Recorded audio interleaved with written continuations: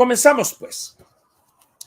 Vamos a platicar hoy, como diría Manzanero, vamos a platicar las cosas de los dos, de ustedes y mías. Pues sí, lo nuestro es la mediocridad. Por más intentos que yo he hecho para decir no, no es verdad eso, me he rendido. Lo nuestro, lo nuestro, lo nuestro, lo que adoramos, lo que ponemos en un altar es la mediocridad, ser mediocres. La mejor expresión o síntesis de esa mediocridad es aquella frase de Fidel Velázquez,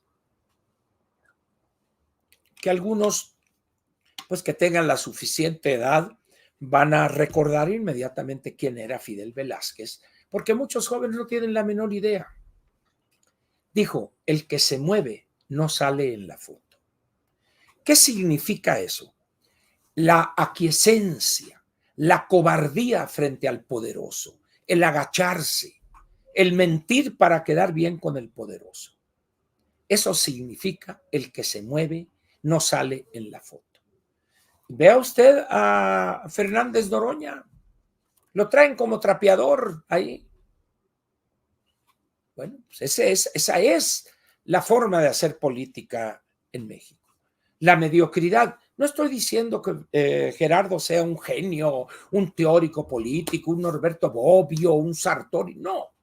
Pero simplemente él dice sus cosas. A ver, aquí dijeron que el tercer lugar tenía que ser esto. Y como nadie lo quiere en el círculo de exquisitos alrededor de López, lo desprecian. ¿Saben ustedes por qué? Porque es un hombre que viene de abajo. Gerardo es raza. Gerardo es barrio. Imagínense la anticientífica acá, nivel y todo, y Guri Good Night, y ballet, y la mentira que te eché, etcétera. Entonces Gerardo no entra en ese ambiente. Lo desprecian, pero sí lo utilizan para golpear a este político, para etcétera, etcétera. Y cuando aquel les quiere cobrar, le dicen, no, era nomás para los de Morena. Eso es falso, nunca lo dijeron. Pero son tan cobardes que no se atreven a decirle, a ver, Gerardo, tú eres un desmadre políticamente hablando, tú no puedes coordinar a los senadores. Te lo decimos, decirle la verdad. Tú estás para esto, para lo otro, o lo que sea, pero no tienes lo que se requiere para esto. Tú no eres un negociador, tú eres un salvaje, un cavernario de la política, pero no se atreven. Entonces, la mediocridad es lo nuestro. No hagas olas y te va a tocar tu turno.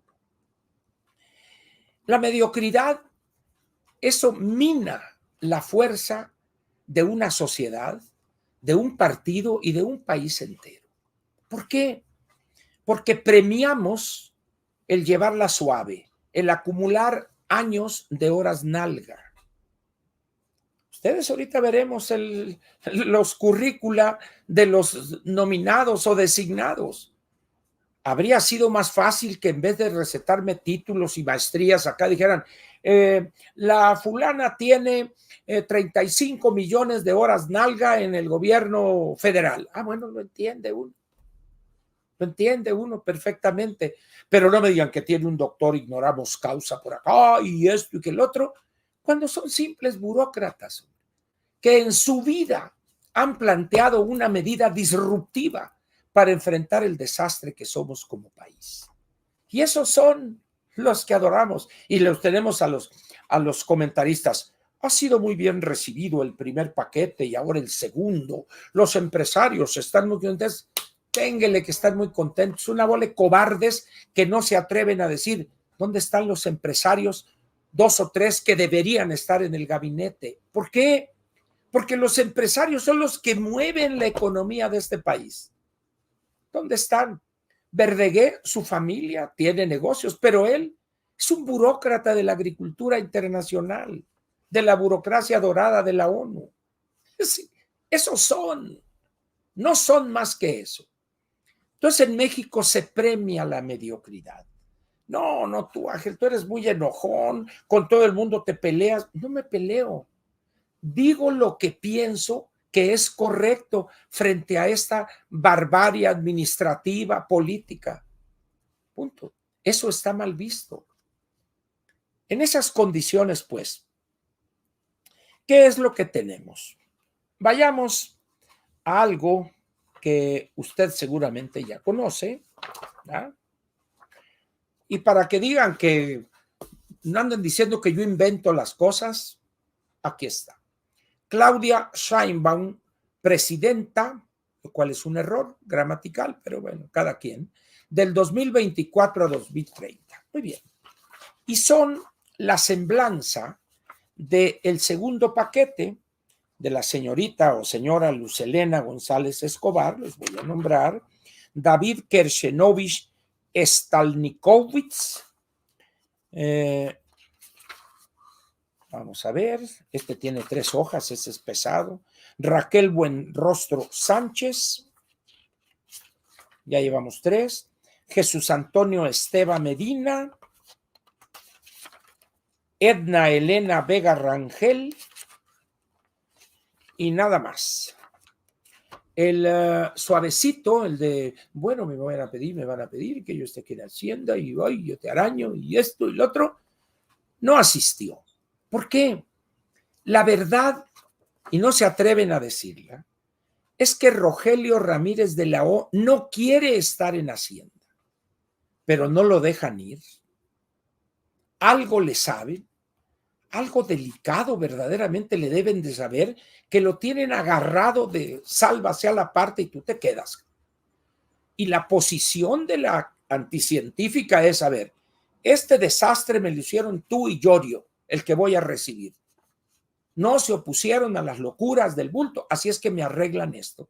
Y ya cuando arreglemos esto, entonces sí se van. Pero mientras tanto, aquí se quedan.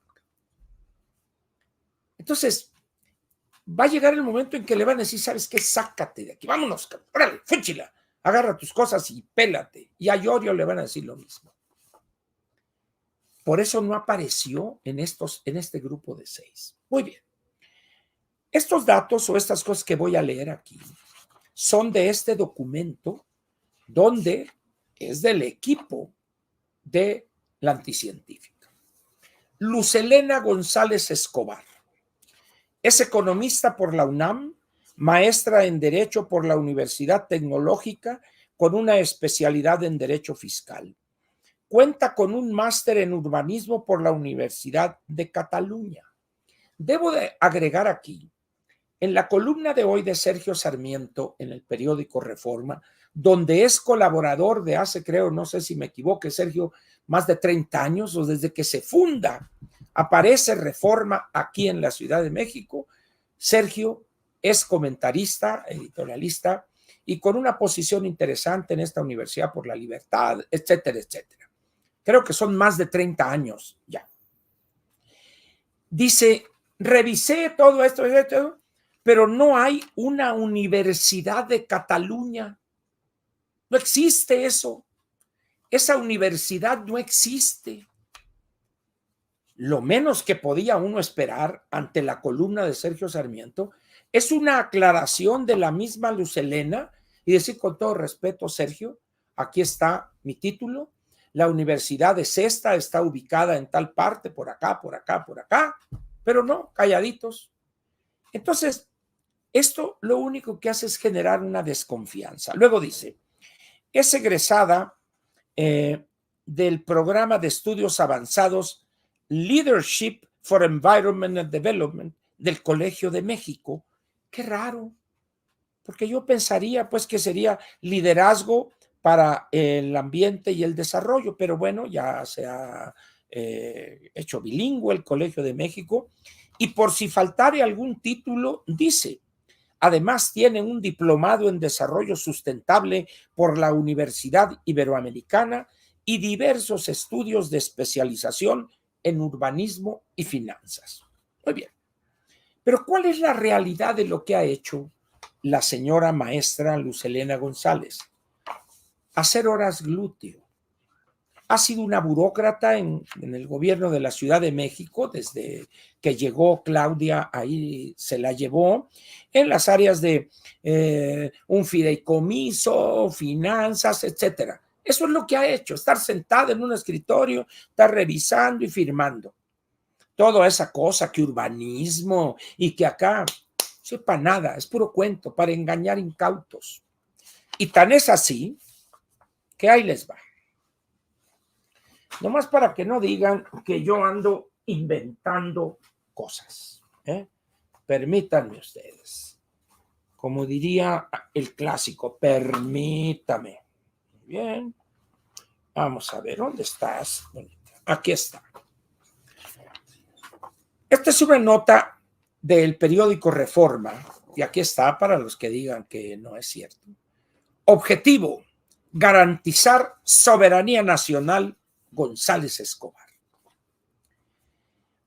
Dice, el objetivo principal de la política energética será seguir garantizando la soberanía nacional, dijo Luz Helena González Escobar, quien será secretaria de Energía en el gobierno de Claudia Sheinbaum.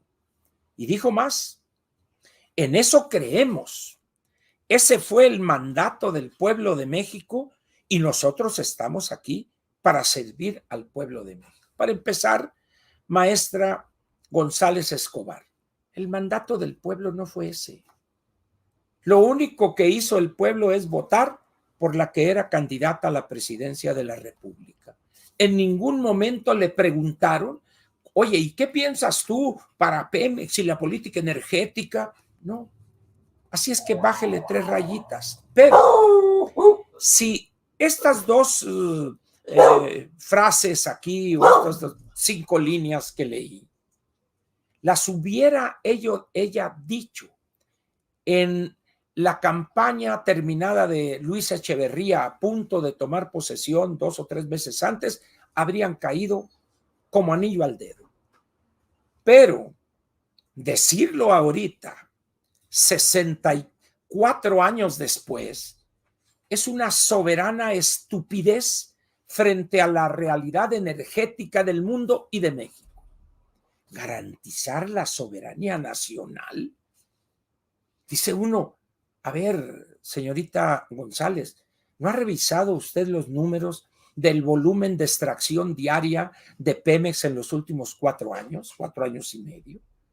¿No ha revisado usted las finanzas que cada trimestre se publican antes de salir a decir estas babosadas? No, no lo ha hecho. ¿Y por qué dijo eso? Porque quiere quedar bien con la anticientífica, pero también con el bulto. Esa es la primera. Muy bien. Ahora vayamos con el que dicen que es el sabio, la eminencia, David Kershenovich Stalnikovich. Muy bien, apellidos, pues no sé si sean toltecas o no sé qué serán estos apellidos, ¿verdad? Médico cirujano con especialidad en esto y director acá y esto y lo otro. Nomás le faltó inventar la piedra filosofal. Pero es una eminencia médica. Perfecto, muy bien. Nadie le disputa a él sus méritos académicos. El problema es que el señor Kershenovich, si fuese designado como presidente del Consejo Nacional de Salud, yo diría, bueno, está bien, que sería un consejo de especialistas diseñando políticas públicas o estrategias, etcétera, pero no, lo designa secretario de Salud, donde se requiere juventud, impulso, fuerza para andar que un desastre por acá o que te vas a inaugurar este hospital, pero mañana te vas a la asamblea anual de la Organización Mundial de la Salud, etcétera. Le va a dar un ataque cardíaco en ese movimiento a este hombre. ¿Se acuerdan ustedes de el que dizque fungió como secretario de Salud, Jorge Alcocer? No lo veíamos. ¿Por qué? Porque se murió hace 15 días y no le han dicho. Así está el señor Kershenovich. Dice uno, ¿por qué aferrarse a él? Porque tiene la simpatía de Claudia, de la anticientífica, en la relación con la familia judía, por ejemplo, que es un apellido judío. No sé si sea practicante él, ¿verdad? Pero dice uno, no puede ser esto. Pero luego le preguntan en la banquetera clásica, oiga, ¿y qué piensa usted de que eso del sistema de Dinamarca, etcétera? Bueno, dice, no es eso exacto, es más bien en el espíritu que vamos a tener, o debemos tener un sistema con calidad, calidez y cobertura universal. En vez de decir, es una soberana tontería eso de querer tener un sistema como Dinamarca, porque México es un país de 130 millones y Dinamarca de 5 millones. Y en Dinamarca la tasa de impuestos sobre la renta de las personas físicas es el 50% y aquí tenemos la menor captación en América Latina de impositivo. Punto. No, pero ¿cómo lo va a decir? Sacatito para el conejo. Esos son. Pero ahora luego vamos a otra perla. Raquel Buenrostro Sánchez. También, ¿no? Lo máximo. Licenciada en matemáticas. En realidad es licenciada en actuaría. Esa es la profesión original en su licenciatura en la Facultad de Ciencias. Y tiene una maestría en economía en el Colegio de México. ¿Y qué ha sido la señora Buenrostro toda su vida profesional?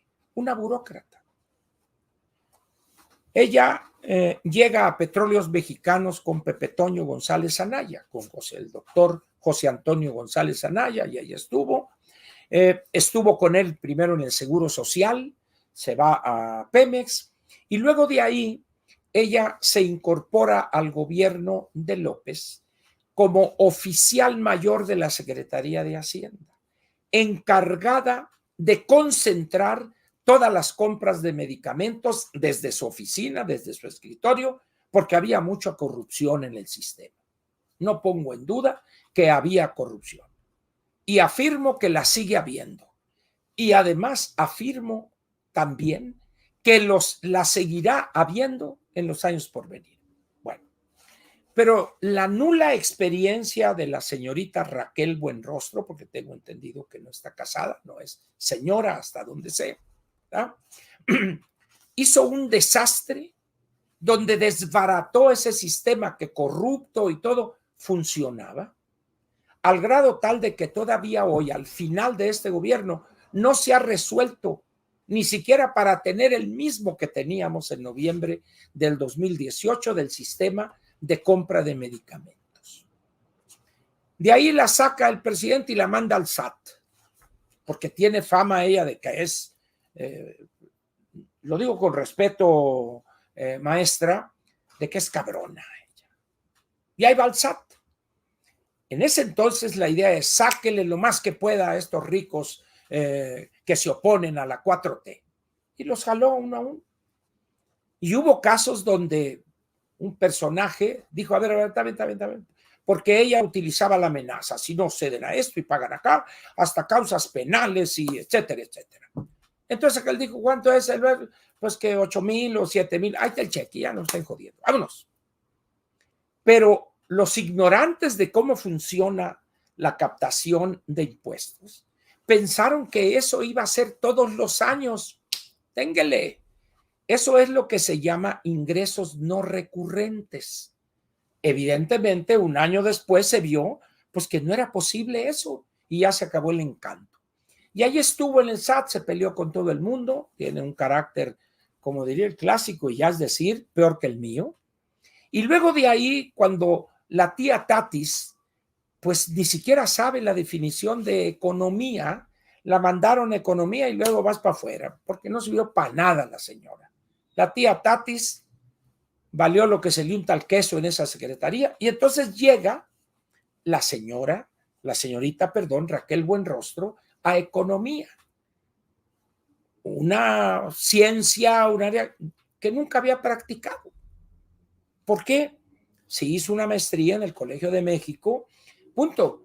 Pero fue burócrata en el Seguro Social, luego en Pemex en cuestiones financieras y de controles, luego queriendo comprar medicinas y fue un fracaso, y luego en el SAT.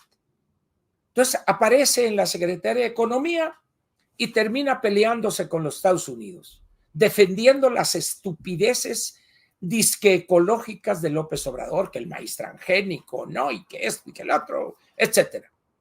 Y de ahí va a irse a la Secretaría de la Función Pública. Y ya empezaron los sacatones. No, ahí va a hacer un excelente papel, porque ellos son una mujer dura, una mujer brava. Ya la quiero ver con esas bravuras, el ridículo que va a hacer. Muy bien. Pero luego tenemos el caso de Jesús Antonio Esteva Medina, ingeniero civil, maestro en estructuras por la UNAM, y desde el 2018 se desempeña como titular de la Secretaría de Obras y Servicios de la Ciudad de México, es decir, los 6 años estos, primero con la anticientífica y luego con el inventor de la leche con caca, Martí Batres. Prácticamente toda su carrera, excepción de un pequeño periodo como ingeniero independiente, pero un burócrata. Y luego tenemos Edna Elena Vega Rangel, colaboradora del hijo de Lorenzo Meyer en la SEDATU, está en la Secretaría, es licenciada en Sociología, con especialidad en Sociología Urbana por la UAM, maestra en Planeación Metropolitana y doctora en Sociología, con especialidad en Sociedad y Territorio. ¿Y qué va a hacer ahí? Pues igual que el hijo de Lorenzo Meyer, nada. Y menos que el Meyer Jr., porque no hay dinero.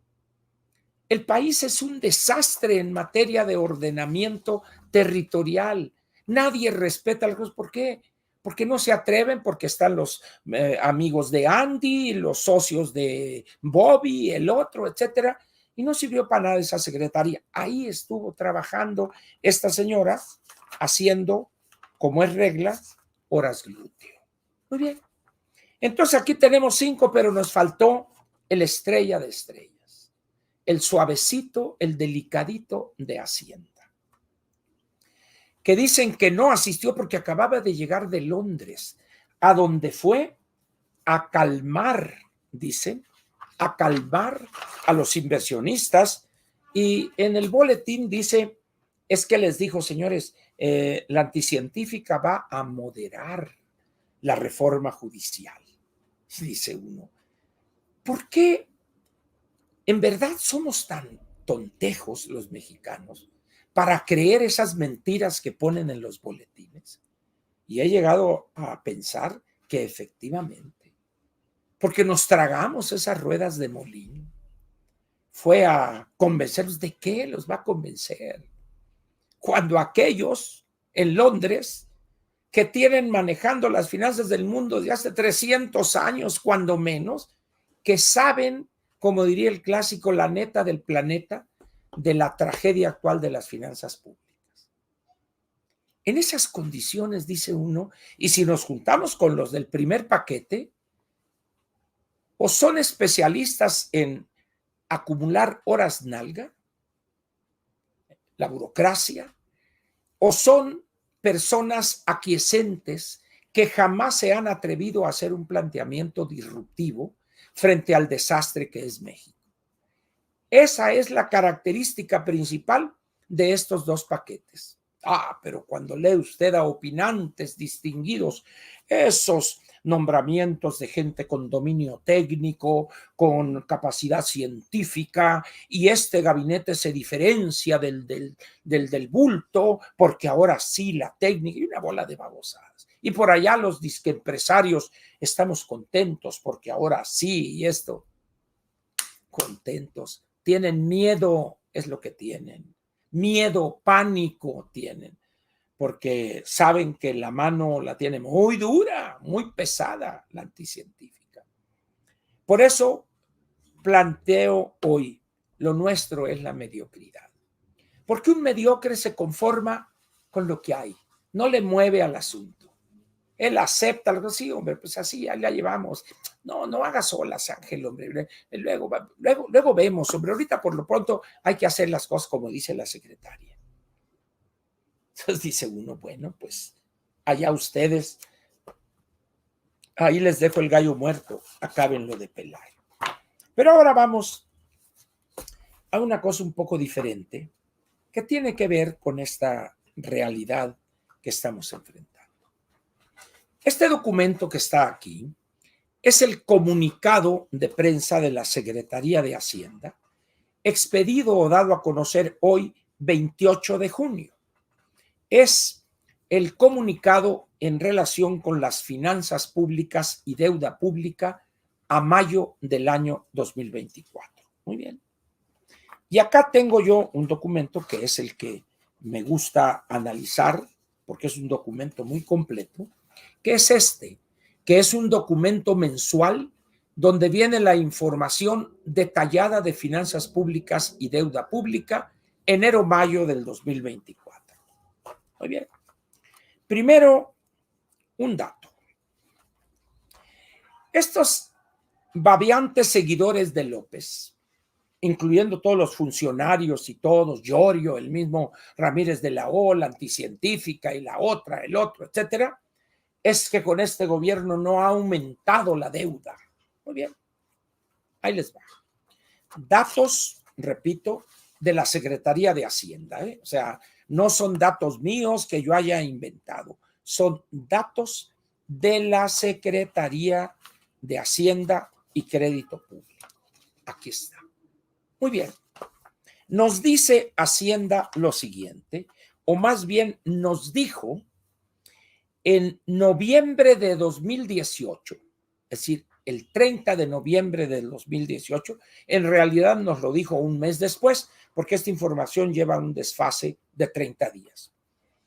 Pero con cifras al 30 de noviembre del 2018, la deuda total neta del sector público federal es, ¿por qué no se dice sector público solo? Porque aquí, sector público federal, está la deuda de Pemex, la deuda de Comisión Federal y de Banca de Desarrollo. Aquí está. Vean ustedes, noviembre de 2018. Y ahora les leo lo que está marcado en amarillo.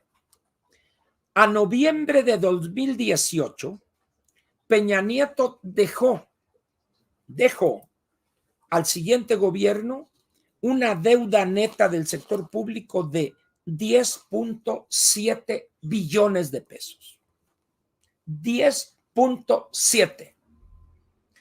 Pero también ese gobierno de Peña Nieto les dejó cientos de miles de millones de pesos en fondos de estabilización, en fideicomisos que se los chingaron en meses. Muy bien. Pero ahora veamos qué me dice Hacienda de la deuda neta del sector público federal, que es la misma entidad de ahorita. A mayo del año 2024, aquí está, saldos de la deuda del sector público federal, mayo de 24. Yo no sé si alcanzan ustedes a ver aquí, en la columna esta que está aquí, este número que es 15. Ahí les va, 15.687566.9. Simplificando, 15.7 billones de pesos. Noviembre del 2018, 10.7 billones de pesos. Hoy, 5 años y meses después, debemos ya 15.7 billones de pesos. Es decir, estamos hablando de 5 billones de pesos más, que viene siendo el 46-47%, si quieren ahorita les doy el porcentaje exacto, de lo que debíamos en noviembre del 18. Se requiere ser muy cínico o muy bruto para afirmar que este gobierno no se ha endeudado. Pero ahora les tengo otra noticia todavía más interesante. Declaró la anticientífica y con nosotros no va a haber gasolinazo. Dice uno, qué bueno que no va a haber, ¿verdad? Muy bien. Si ustedes fueran enviados a Houston ahorita, nos vamos, le llamo al Capi, le digo, Capi, alista el avión, vamos a Houston, nos vamos usted y yo a Toluca y nos vamos, llegamos a Houston, nos está esperando mi vehículo allá en Houston y pasamos por una estación de servicio a llenar el tanque, porque vamos a ir allá a Woodlands, donde tenemos una casita modesta como la de José Ramón, por ahí cerquita. Muy bien. En Houston hoy, el litro de gasolina regular le va a costar $13.50, una cosa así. Hoy en México le va a costar 24 pesos aquí. Muy bien. Pero ¿a qué se debe ese altísimo precio frente a aquel que pagan los automovilistas en Houston? Se debe a que el IEPS, ojo, el IEPS autorizado para este año, que es, ahorita les voy a decir, vamos a ver, 51.72 el total, sumamos 51, 6.18, 6.17. Ese es el puro IEPS. Pero Hacienda, como es muy buena gente, nos da un estímulo y deja de cobrar 51 centavos para que paguemos de IEPS nada más 5 pesos 66 centavos. Por esa razón y por las ineficiencias y corrupción de Pemex, la gasolina que usted va y compra a una estación de servicio para su vehículo, se la dan la verde en 24 pesos y la roja, si quiere usted, 26 pesos. Entonces dice uno, pues ¿para qué hay gasolinazos si ha sido la constante en los 6 años este diferencial de precios? Pero ¿qué gana el gobierno con eso? Ahí le va a usted. De enero a mayo, es decir, durante 5 meses, captó por concepto de IEPS en gasolina y diésel 161,000 millones de pesos. Si llevamos eso al año, lo que va a captar en el año completo, que sería un poco más del doble, sería aproximadamente 345,000 millones de pesos de puro IEPS. ¿Para qué quiere gasolinazos?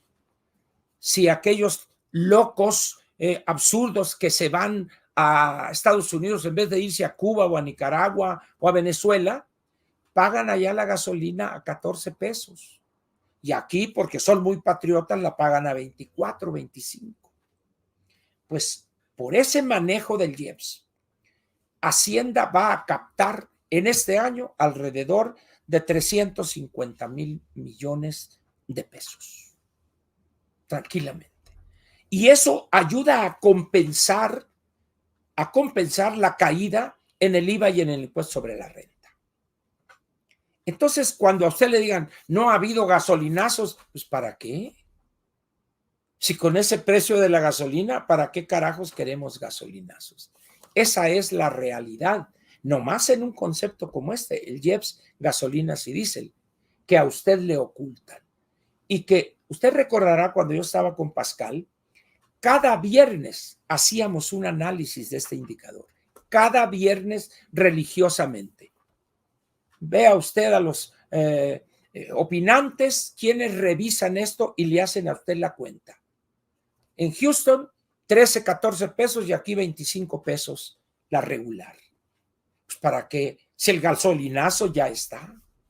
Pero no le dicen a qué se debe ese altísimo precio, porque nunca se han atrevido a desglosar las cosas a cabalidad. Y los diputados tampoco le exigen al gobierno federal que le hagan, porque toda la bola de lacayos de Morena, pues dicen, no, me corren. Ya. Con estos datos, simple y sencillamente le quiero decir a usted que este gobierno ha sido la peor tragedia de este país en muchísimos años. En muchísimos años. Y por ese gobierno y por la continuidad de esa destrucción, 36 millones de mexicanos votaron. De tal manera que hay un campo ahí importantísimo para empezar a trabajar en la concientización de esos ciudadanos. ¿Cómo?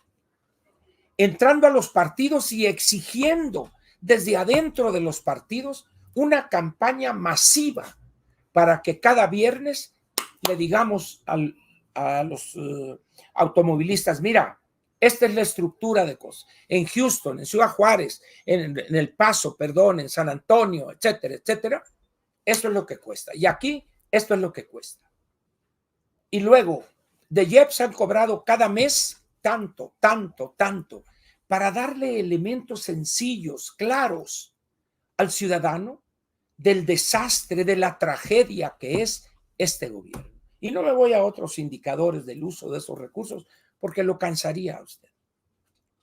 Pero de que hay cosas para hacer, pero los partidos están en otra cosa. Marquito Cortés anda pensando ya al Senado y se va a quedar a coordinar la fracción y la mentira que te eché. Y ver a quién deja. Alito no va a dejar a alguien, anda ahorita muy metido en seguir y va a ser coordinador de la fracción en el Senado de la República. En esas condiciones, pues dice uno, pues ¿a dónde vamos a dar? Esa es la realidad. Por más que diga uno, las personas por una razón u otra se niegan a aceptar esa realidad. Hoy, por ejemplo, en el partido donde estoy afiliado, en muchas ciudades del país o en algunos no pocos estados, es inexistente, es testimonial el PRI. Oficinas abandonadas, comité ejecutivo que no funciona, que no tienen ni para pagar la energía eléctrica, por ejemplo.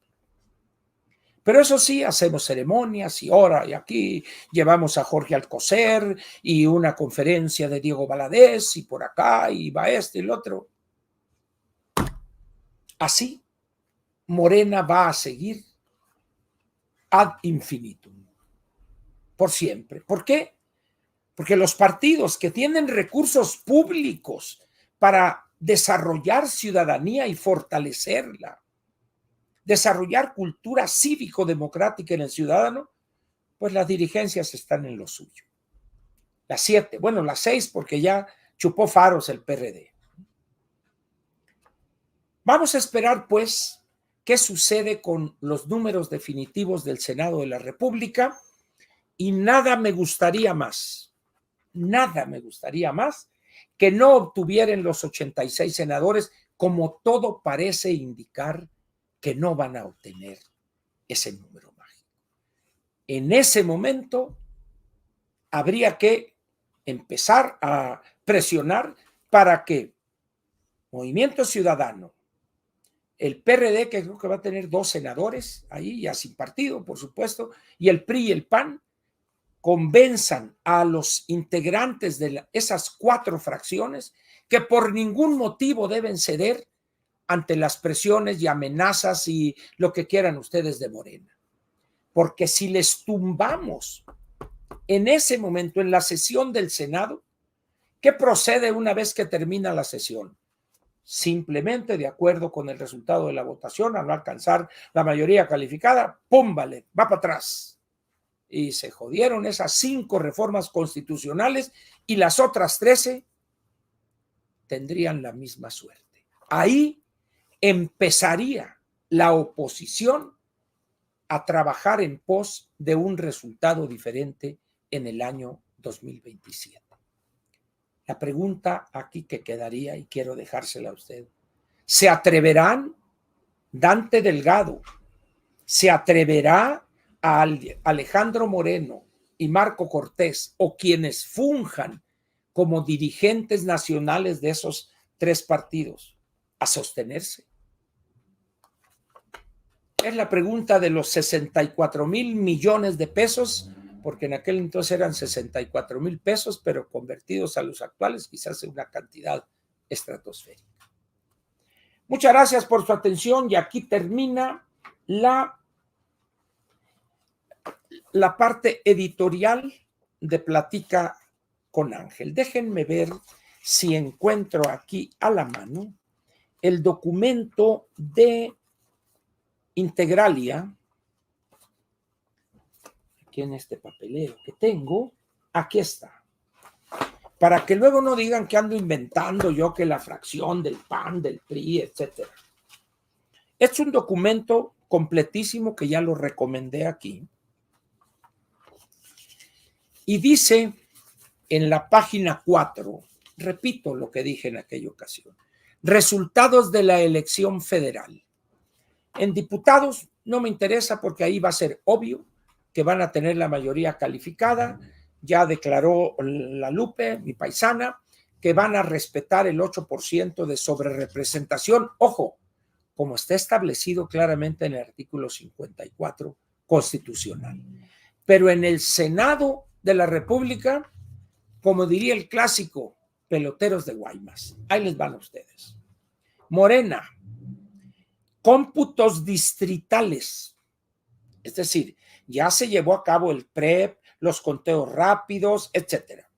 Morena 40.8, el PAN 16.8 votos para el Senado, PRI 10.9, Movimiento Ciudadano 10.9, Verde Ecologista 8.9, el PT 5.4, el PRD 2.3, que por eso al no alcanzar los 3, ¿cómo se llama? El 3% de los votos, chupando faros, que es gerundio. Muy bien. Ahora vamos a ver la integración de las bancadas, posible o probable, porque repito, eso lo sabremos una vez que termine la Sala Superior del Tribunal Electoral del Poder Judicial de la Federación. Vamos a ver.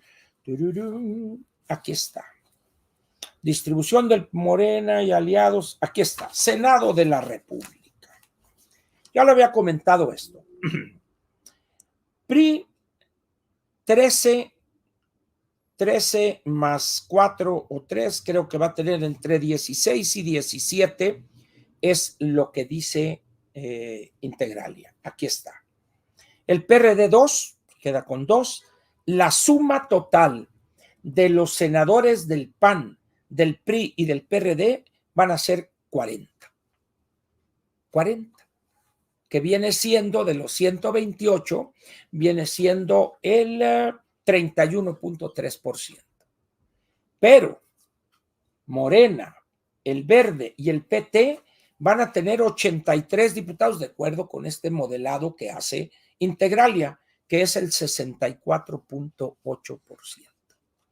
Para tener el 66.6666%, que sería las 2/3 partes, les faltarían, de acuerdo con este trabajo de Integralia, le faltaría 3 senadores y por esa razón todo su esquema de gobernación se vendría por los suelos.